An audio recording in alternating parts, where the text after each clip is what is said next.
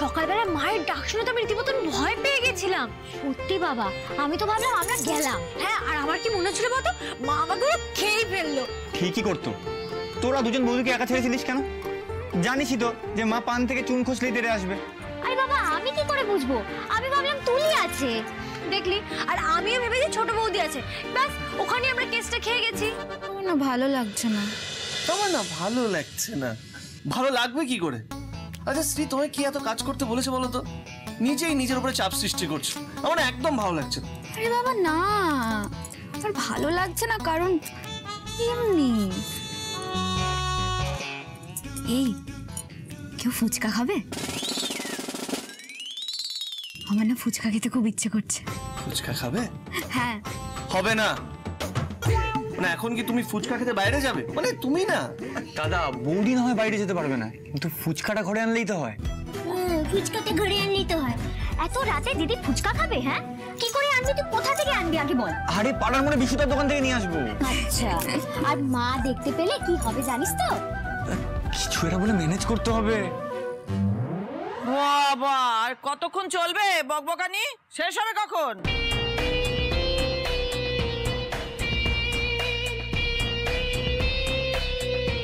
ওর দিকে কি দেখাচ্ছিস? আমি যাকে প্রশ্ন করেছি সে উত্তর দে। যাক বাবা, তার মানে মা কিছু শুনতে পায়নি। আরে কি হলোটা কি বলবি তো?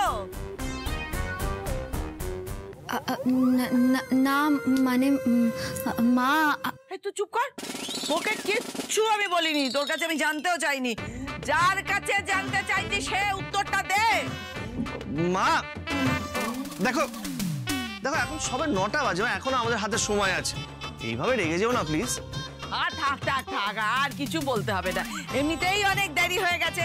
এখন আবার কথা চালাচালি করলে রাত জেগে কাজ করতে হবে, তখন দেখবো এখানে সবার বাড়িতে আলো নিভে গেছে, এই মেয়েটাকে কিন্তু জেগে জেগে জেগে জেগে কাজ করতে হচ্ছে।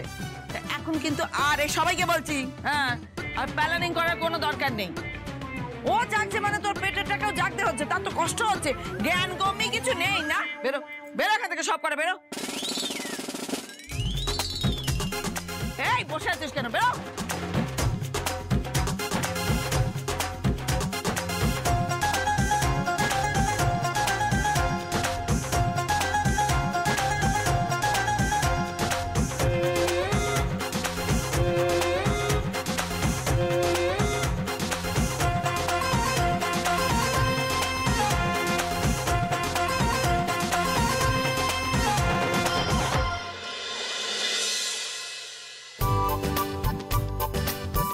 ঠাকুরমশাই, এক ভালো একটা দিন বার করে দিন।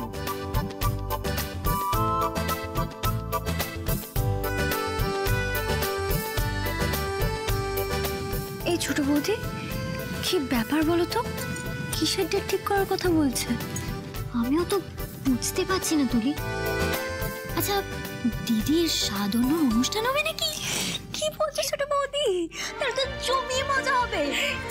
তুমি তো হিপি ব্যাপার রে। হ্যাঁ, আচ্ছা দাঁড়া দাঁড়া, আগে ভালো করে শুনতে হবে।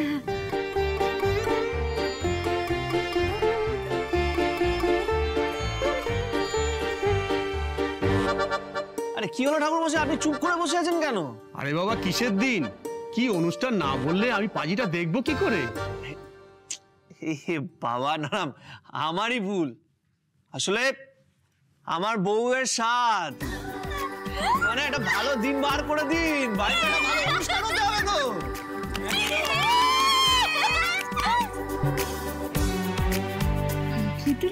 আমি ঠিক ধরেছি। আচ্ছা আচ্ছা, তোরা একটু শান্ত হ।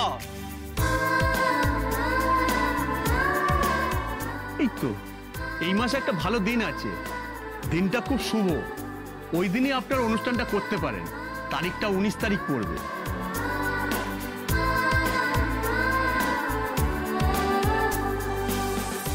তাহলে তো ভালোই। কি বলো শ্রী? আমি আর কি বলবো, মা বাবা আছেন আর বাকিরা যা ঠিক করবে সেটাই হবে। কেন বড় বৌমা, তুমি বলো কোন দিনটা ঠিক করবো আমরা? তুমি যেটা চাইবে সেটাই হবে। হ্যাঁ, তুই যেদিন বলবি তোর স্বাদ, সেই দিনই তোর স্বাদ হবে।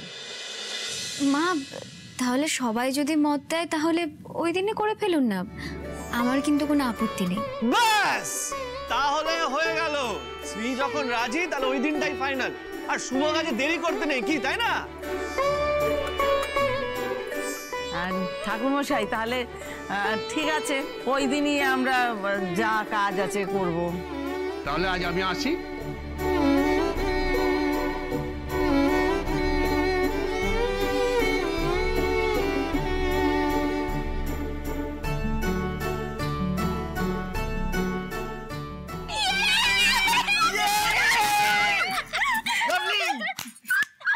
বাবা রে বাবা, চুপ করতে কিনি তোরা। চেঁচাচ্ছে, কি মজা কি মজা কি মজা, কত কাজ পড়ে আছে। আজ থেকে যদি শুরু না করি এ তো কাজ শেষ করা যাবে না ওই দিনের মধ্যে। আচ্ছা শুভা, তাহলে হাতে আর কদিন রইল? হাতে আজকে হলো, হ্যাঁ তাহলে হাতে রইল আর মাত্র 5 দিন। আজ থেকে যদি শুরু না করা যায় তাহলে তো কাজ শেষ কি হবে না। মা এতজন আছি তো ঠিক হয়ে যাবে, কোনো তাড়া নেই। আর কি এমন কাজ বলে তো, সবাই আছি হাতে হাতে করলে ঠিক হয়ে যাবে। তুই চুপ করতে, কি নমো নমো করে আমরা সারবো নাকি? হ্যাঁ, বড় বৌমার স্বাদ বলে কথা, আমাদের বাড়িতে প্রথম নাতি নাতনি আসছে, বেশ বড় করে করবো, পাড়া সবাইকে বলবো, আত্মীয় স্বজনদের বলবো, সবার যেন দেখে একেবারে তাক লেগে যায়।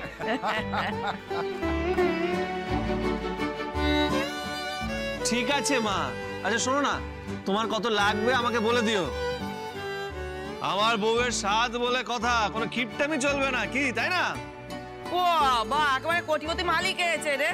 আচ্ছা তোর বউয়ের স্বাদ, তোর কাছে আমি হাত পেতে টাকা নেবো, তুই ভাবলি কি করে রে?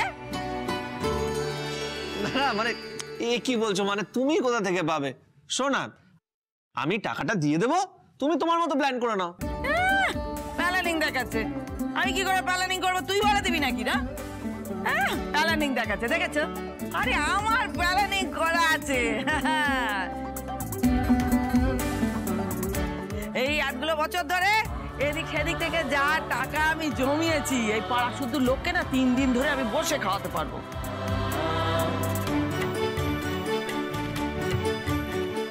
আচ্ছা আচ্ছা, তার মানে এই এদিক ওদিক করে তুমি বেশ মোটা টাকা জমিয়েছো, কি বলো? হ্যাঁ হ্যাঁ জমিয়েছি, আজ থেকে নয়, অনেকদিন ধরেই করছি।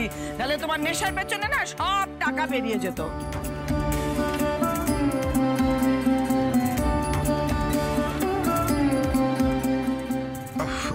অশুভা, বলছি যে এই নেশার কথাটা একটা কথা মনে পড়লো, মানে ওই সেদিন তো মানে একটা অনুষ্ঠান, যদি একটু একটু একদম নয়।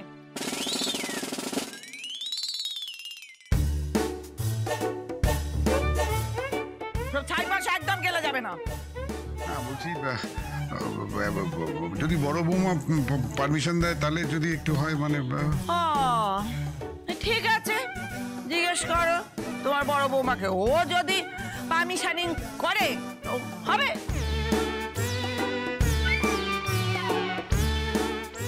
বাবা শুভা, ব্যাপারটা কি? তুমি আজকে হঠাৎ এত নরম?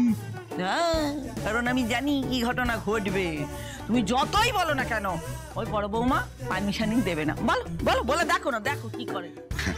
বলছি ও বড় বৌমা, মানে সেদিন যদি একটু হয়, মানে বাবা এসব কি বলুন তো, বয়স হচ্ছে তো, ওসব খাওয়া মোটেও ভালো জিনিস নয়।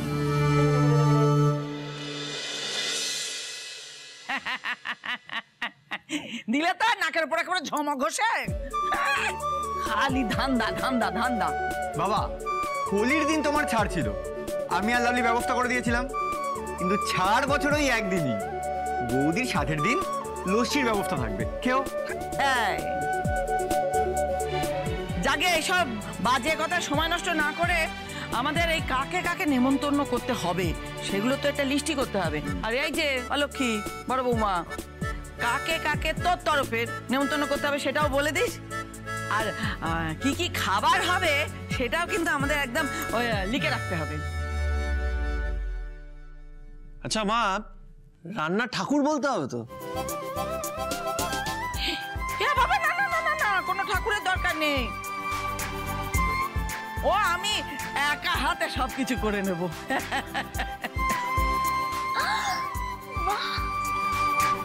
শুভা তাও তো হ্যাঁ লাগছে। আমি তো এখনো জেগে রয়েছি, ঘুমাইনি। মানে কি ব্যাপার বলো তো তোমার? মানে আমি অবাক হয়ে যাচ্ছি, মানে অবিশ্বাস্য লাগছে, অকল্পনীয় লাগছে মানে তোমাকে দেখে আমার। আদিক্ষেতা লাগছে আমার এবার।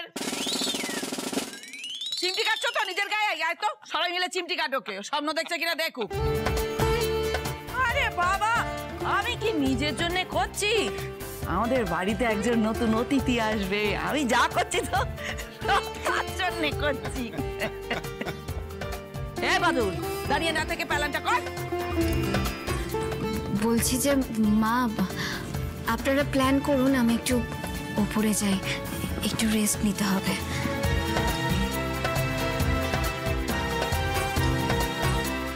কি হয়েছে শ্রী, সব ঠিক আছে তো?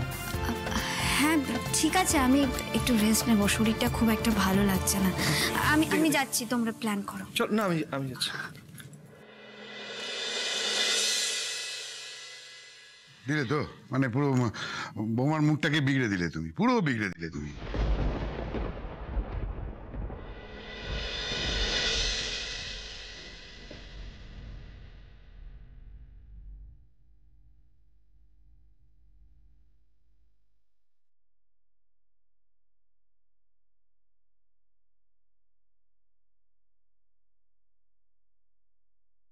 জানো শ্রী,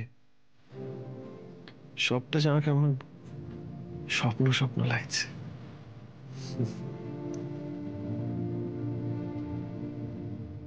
কি হলো শ্রী, এভাবে চুপ করে আছো কেন? শোনো, একদম মন খারাপ করো না। আচ্ছা, আমি কেন বললাম বলো তো সবটা স্বপ্ন স্বপ্ন লাগছে? কেন বলো তো? মাকে যত দেখছি অবাক হয়ে যাচ্ছে। হয়তো মায়েরা এরকমই হয়, কিন্তু জানো শ্রী, আমার মনে হচ্ছে এটা মায়ের মন নয়, এটা ঠাকুমার মন। তাই হয়তো হবে রাজ। হ্যাঁ তাই, মানে মায়ের মন আর ঠাকুমার মন না পুরোপুরি আলাদা, আলাদা আবেগ, আলাদা ভালোবাসা। মানে তুমি দেখো না, মানে যেভাবে মা তোমার পুরো স্বাদের প্ল্যান করলো, মানে স্বাদের খাওয়া দাওয়া সব সব দায়িত্ব নিজের উপর নিয়ে নিল, মানে আবেগটাই আলাদা। পুরোটা না শ্রী স্বপ্ন লাগছে, আবার মাঝে মাঝে ভয়ও করে কেউ এসে যেন এই স্বপ্নটা ভেঙে না দেয়, এরকম ভাবেই যেন সারাটা জীবন চলে যায়। ঠাকুমার মন নিজের নাতি নাতনির জন্য সব কিছু করতে পারে, বুঝলে? এই শ্রী, কি ব্যাপার বলো তো? হ্যাঁ, তখন থেকে দেখছি এইভাবে চুপচাপ, মানে কি হয়েছে? আরে বাবা কই, কিছু না তো।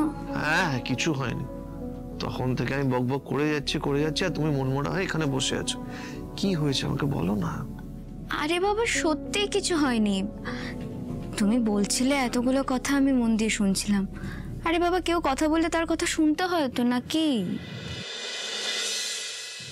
না না, তুমি যতই লুকোনোর চেষ্টা করো শ্রী, তোমার যে কিছু একটা হয়েছে, মনটা যে ভালো নেই, সে আমি বুঝতে পারছি। রাজ বাবা, হ্যাঁ মা, এসো এসো। ঘুমালি নাকি? না না মা, জেগে আছি, তুমি এসো না, এসো এসো। কই বৌমা? এই তো।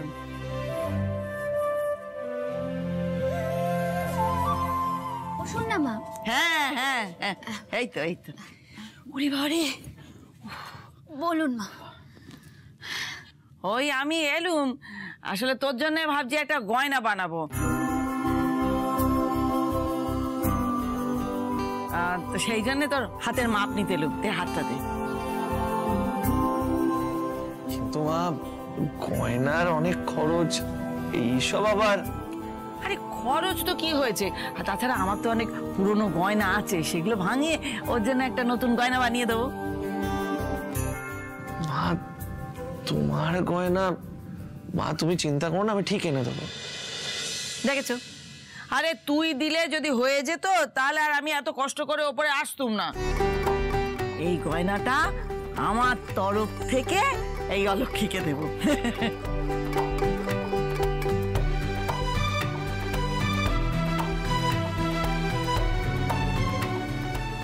মা বলছি যে আপনি কি গয়না ভেঙে আবার নতুন করে করাবেন? না মানে সেসবের কি দরকার বলুন তো? আরে বাবা, আমারও তো কিছু স্বাদ আহ্লাদ আছে তো, নাকি?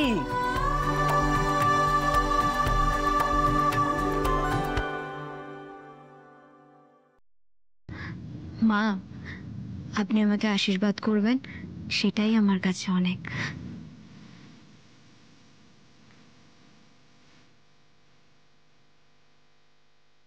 আর আপনি তো জানেন মা, বরাবরই আমি গয়না পরতে ভালোবাসি না, আর গয়নার প্রতি আমার তো লোভও নেই।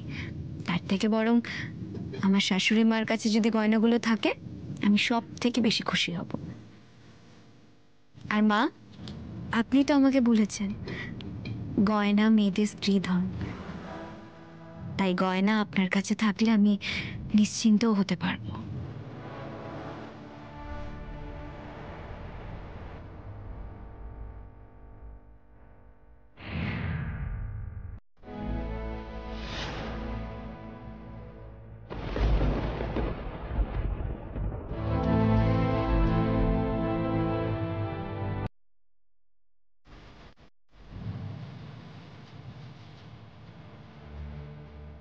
ঠিক আছে, আমি আর কিছু বলবো না।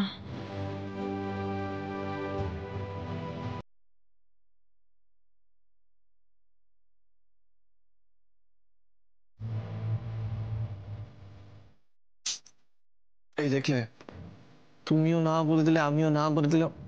মায়ের মুখটা দেখেছো? দাঁড়াও, আমি ম্যানেজ করে আসি। মা, মা,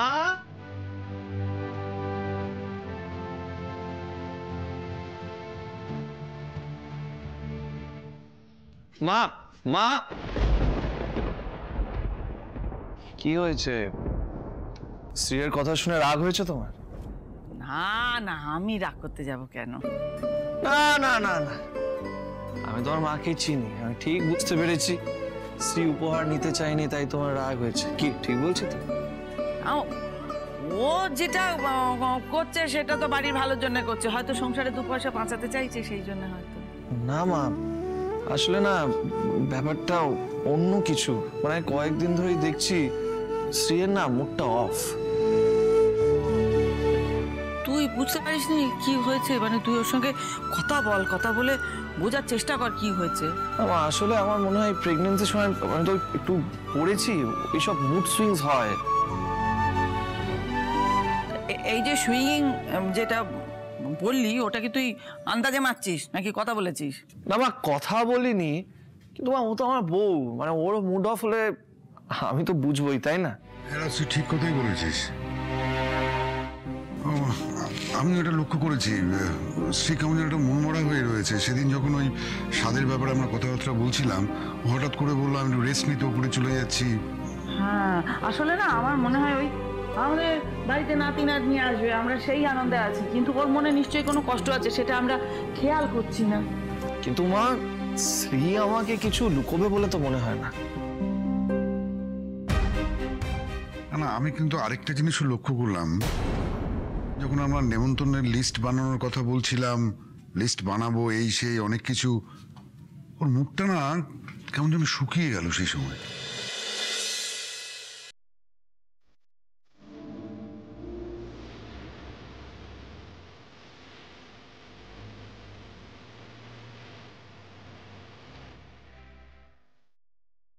এবার আমি বুঝতে পেরেছি যে ওর মনটা কেন খারাপ। কি বুঝতে পেরেছো মা? তুই বুঝতে পারলি না? তোর বুদ্ধিটা কবে হবে বলতো? এখনো পর্যন্ত মানুষ হতে পারলি না। এইভাবে বলছো কেন মা? আমি কি করলাম? কি করলি মানে? তুই এখনো বুঝতে পারছিস না তোর বউয়ের কেন মন খারাপ? না, আমি সত্যি বুঝতে পারছি না। তাহলে তুই ভুলে যা, এবার আমার উপর সব ছেড়ে দে। না না মা, দেখো, তুমি আবার কোনো সমস্যা ক্রিয়েট করবে, এই প্রেগনেন্ট অবস্থায় ওটা একদম ঠিক হবে না মা। বাবা, এই পুয়াতি অবস্থায় কি করতে হবে কি হবে না সেটা তোর থেকে আমি অনেক বেশি ভালো জানি। আর সেই জন্য বলছি অত ভাবিস নি, তুই আমার উপর সবটা ছেড়ে দে। শুভা বলছি যে মানে কিছু এমন কিছু করো না, অনুষ্ঠানটা ভালো ভালো যেন হয় সেদিকে লক্ষ্য রেখো। কিন্তু একটা কথা বলি, আমার উপর বিষয়টা ছেড়ে দাও না, আমাকে একবার বিশ্বাস করে দেখো।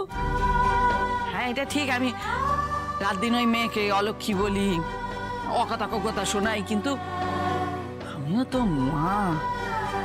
আমি মা হয়ে ওর মনের কষ্টটা বুঝবো না? তাহলে কি করবে? বললাম তো ওটা আমার ওপরে ছেড়ে দাও। ওই অলক্ষীর জন্য আমি এত কিছু করলুম, মন খারাপটা দূর করতে পারবো না? তাহলে আর আমি কিসের শাশুড়ি?